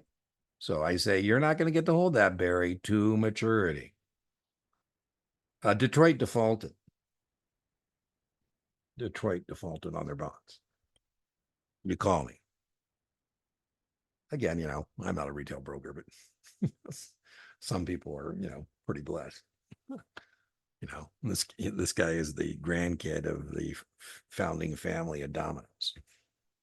The Ilitch family there in Michigan. And not only they own Little Caesars, they own lots of stuff, sports team. And I don't think as a baby broker, he's going to make me making any cold calls. Anyways, I blew it. I said, he likes to play golf and I have other guys that I like to play golf. I don't know why I'm even thinking I should hook these people up. I think they're trying to think I'm trying to sell them something. What do I care? I don't play golf. I just think they're both neat, interesting people and they would like each other. But long story short, come to find out there's this country club, I guess, in Michigan that's pretty damn wealthy. Yeah, it's called the Oakland, whatever lawn club. I don't know, Oakland something. I'm thinking of my Oakland. It ain't that Oakland. Anyways, let's say you call me and you say, hey, Dean, what's up with my Detroit muni bonds? I suppose they've defaulted. And Dean, are mine insured? I said, well, let me punch up the QSIP.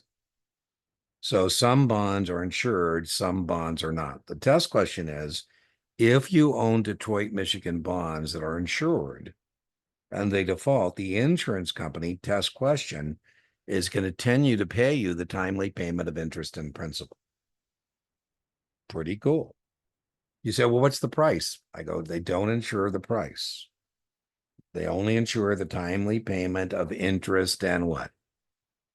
Principal. Now, this comes up about 50% of the time. When I ask somebody on the test, did you get a question about a muni bond purchased at a premium where you had to adjust the cost base?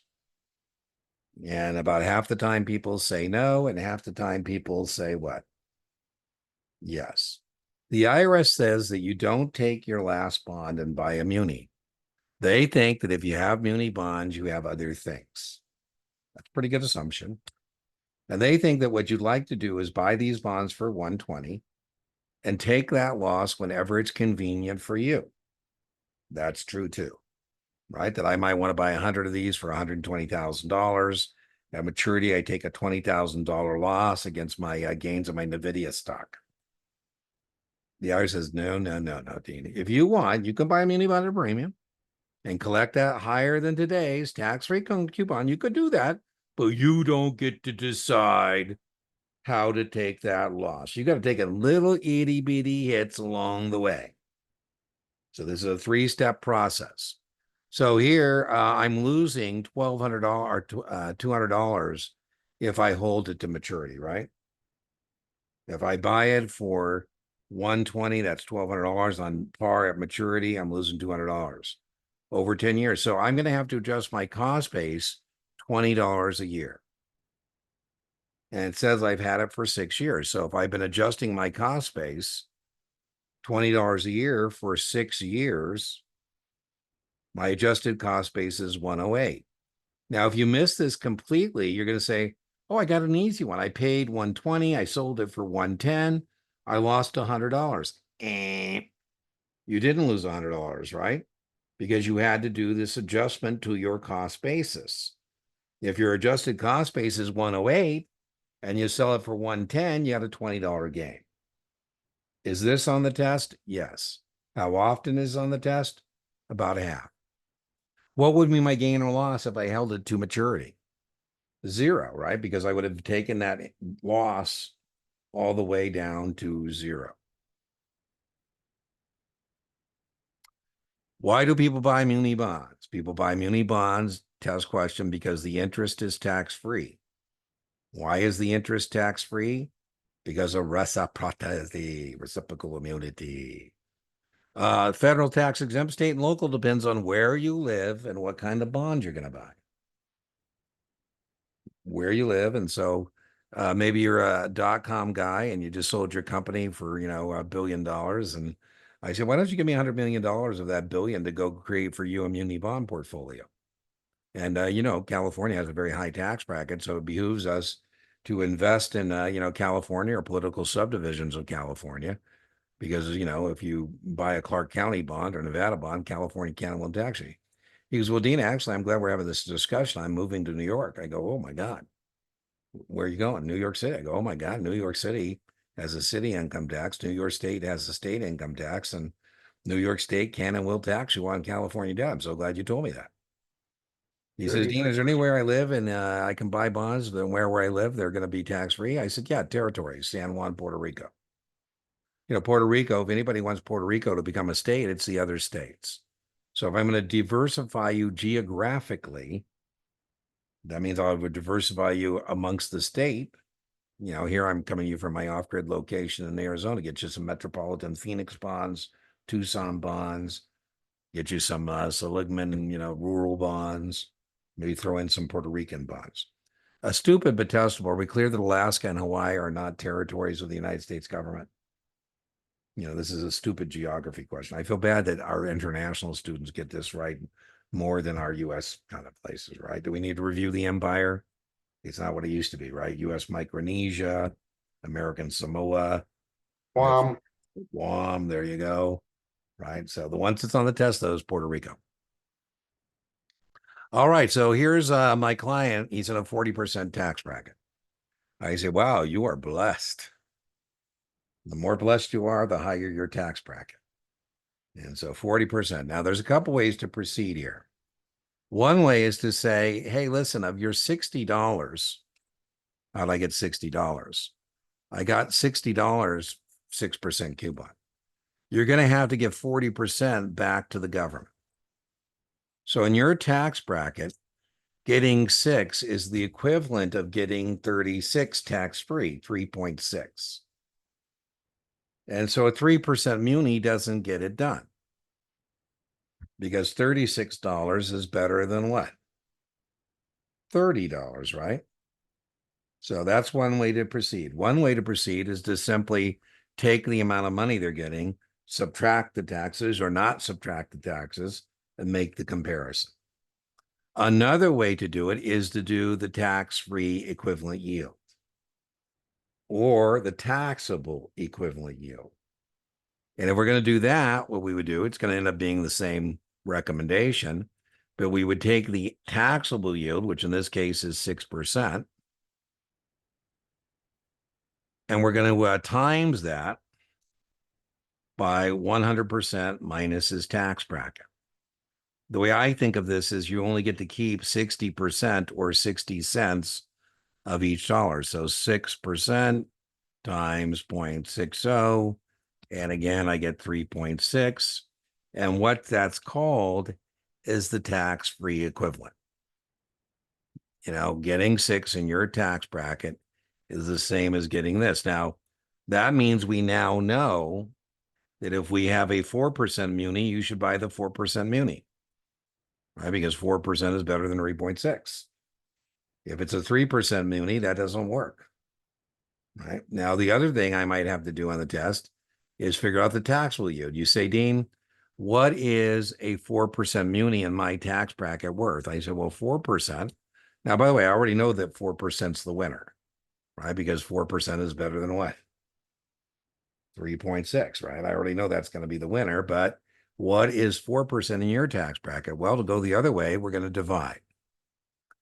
P.S. If you can't decide what to do on the test, you should divide. And if you can't decide what to divide, you divide the first number by the second number. So again, the reciprocal, right? 100% minus the tax bracket. I say in your tax bracket, getting 4% is the equivalent of getting 6.66. And so you should buy the muni because 6.66 is better than 6. Right? So that's how we do that. That's very testable, suitability. By the way, I love any suitability question that it's a math question. because, suitability is usually like, oh, which one? You get 50-50, right? Munis sometimes like to even out their cash flow through the issuance of TANs, BANs, and RANs. These are testable. TAN, BANs, and RANs are used to even out the cash flow of a municipality. I think of this as the muni equivalent of borrowing against receivables, right? Payday loan, if you will. These bond anticipation notes that you get from your underwriter or tax anticipation notes that you give to a money market fund manager or trans have their own unique rating, credit rating called MIGs. So this would have a MIG rating that stands for Moody's Investment Grade. And MIG 1 would be better than MIG 2. MIG 3 would be better than MIG 4. I'm dating myself. I used to make a joke, but the problem with getting older is nobody gets the joke anymore because they weren't around. But I used to say it's not a Russian jet.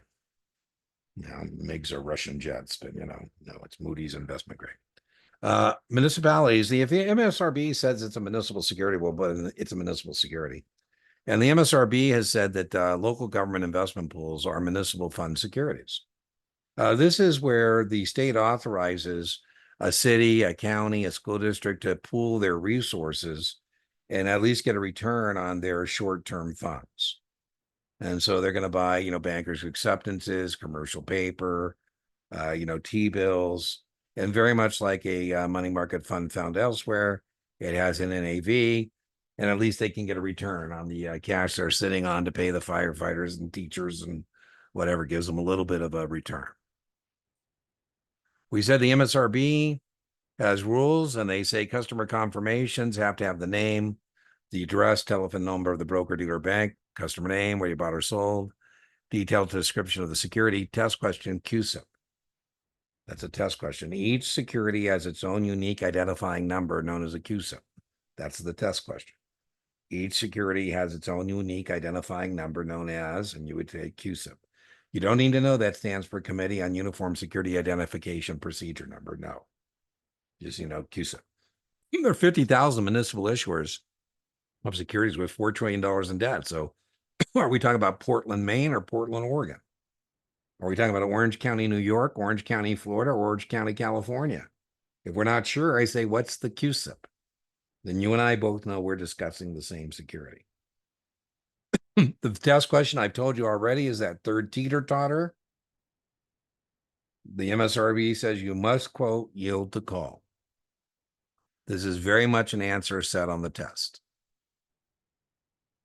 Now, I'm being nice to tell you which bond is at a premium. On your test, they might not even tell you that. They might just say, what must you, quote, yield to call? Well, it's not bond A because bond A is priced at par because the nominal yield, 5%, and the yield to maturity is 5%. Basis is yield to maturity. We don't have to quote it on bond B. That's a bond at a discount. For bonds at discounts, bonds at par, we quote yield to maturity. We quote yield to worst, the lowest yield. Bond C is a bond at a discount. Bond D, ding, ding, ding, ding. That is a bond at a premium because the nominal yield, 6, is higher than the yield to maturity.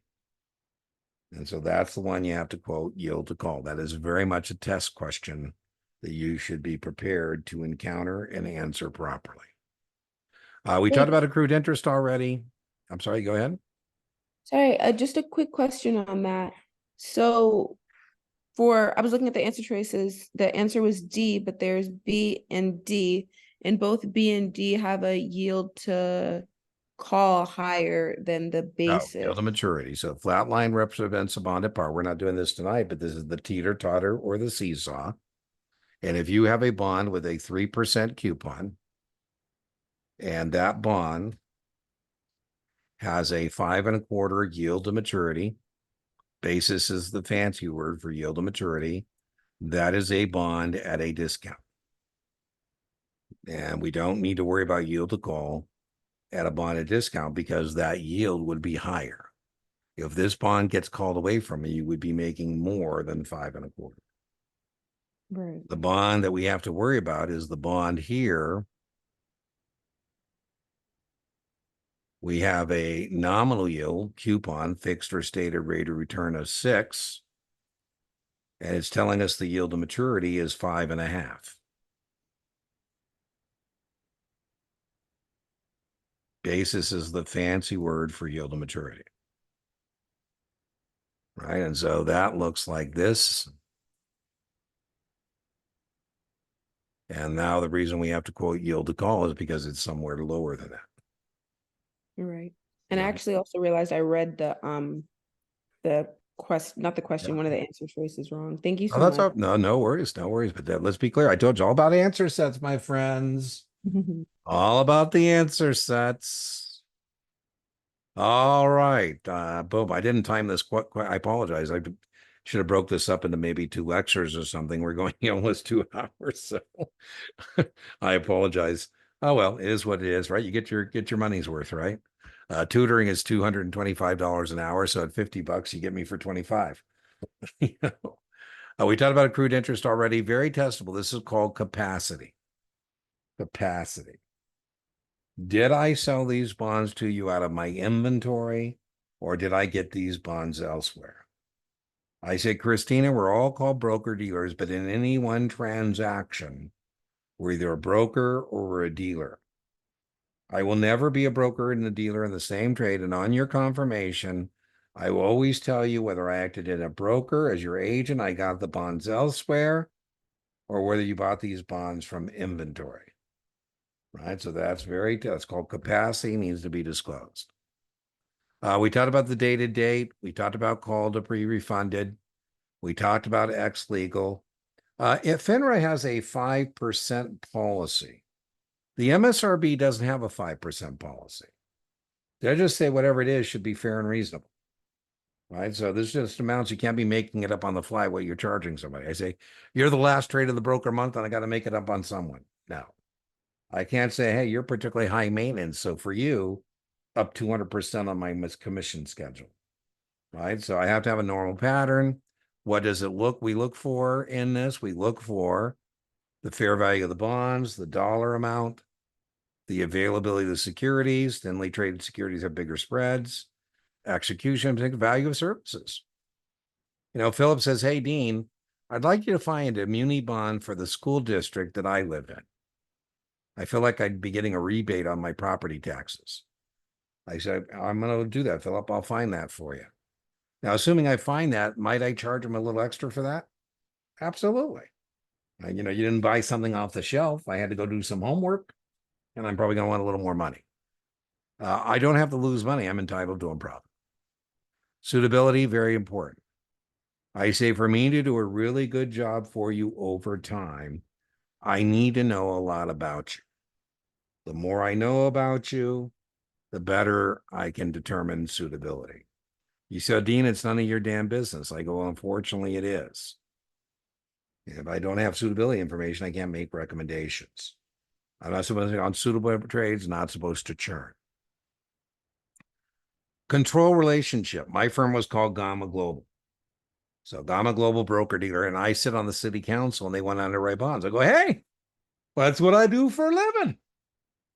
So you say, Dean, do you like the bonds? You ask one of my brokers, and they go, yeah, we love the bonds. Dean represents both the city as a city councilman, and he represents our broker dealer. We love it. That's got to be disclosed. By the way, FINRA's rule is very similar. If I'm a Merrill broker and you buy Bank of America stock, Merrill Lynch is controlled by Bank of America. That's going to be disclosed on the confirmation. If I'm a Merrill broker and I call you and I say, hey, you ought to buy some Bank of America stock. You say, Dean, you have discretionary authority. I don't know why you're bothering me. I said, I'm not allowed to use my discretionary authority when there's a control relationship.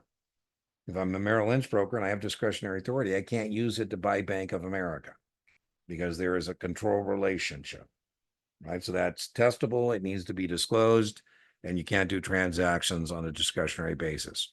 We talked about G20. We talked about G37. We talked about not switching our roles. All right, well, there we go. So I apologize a little longer than I was trying to get this done. I won't promise you equity securities next Wednesday will go up either tonight, tomorrow morning on the booking page. And I promise I will not make that a 2 hour evening. I will make sure I keep it within the hour. If for some reason I can't do that, I will offer you the second part free, and we'll just make it a part 1, part 2 thing. I'm gonna have to spend 2 hours doing it. Looks like she got put out of the room. Any questions on tonight's discussion? Any questions, comments?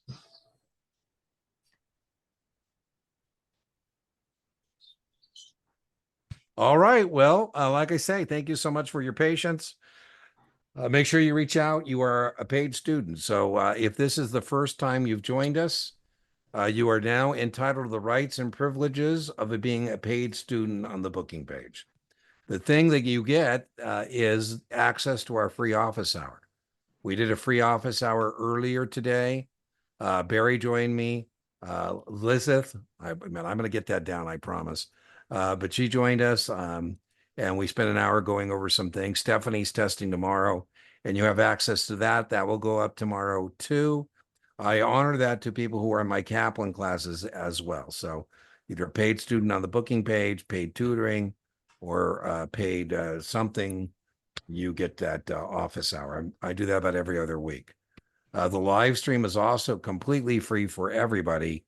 That's the overtime session we do Tuesday night. And that's free too. And that's first come, first serve.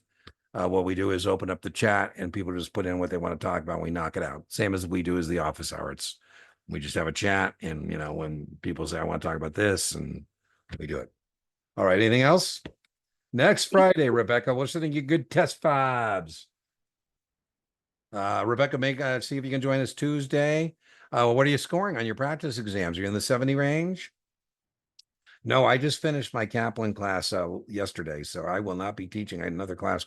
I teach Kaplan SIE first month of each quarter, Series 7 second month of each quarter, and 66 the third month of each quarter. Anything else? Yeah, Dean, I have a quick question. Sure. I know I missed some stuff on syndicates, but if you could give me maybe the most testable portion. Yeah, I'll tell you what, I got even better than that. So this is going to be recorded and it'll be up on the channel at some point. But I just did a tutoring session with somebody, and the first part of that tutoring session is syndicates. So just go right to the videos and you'll see it says syndicate spread, and there's that, and you can put spread into the channel search bar. There's Christina, all kinds of videos on that. So you're not And missing that's the most anything. recent one that you just did. The most recent was last week. Thank you so much. You bet. Yeah, just go there. It says spread. It has an underwriting spread. I think we did a spread. We did, I think, a couple spreads, not spreads for minis, call spreads and put spreads. I think we did like a couple straddles.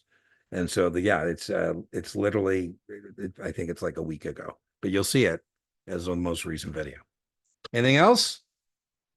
Oh, thanks, Dean. You bet, Philip. I'll see you for the next one. I know I'm going to go into my family and they're going to be mad at me. They're going to say, what the heck are you doing out there for 2 hours? And I'll say, Great. I'm trying to. I gotta go. Get the... Thank you so much. I'm My joining pleasure. the My training pleasure. session next week. So We'll see you for the next one next week. Bye-bye. Thank you.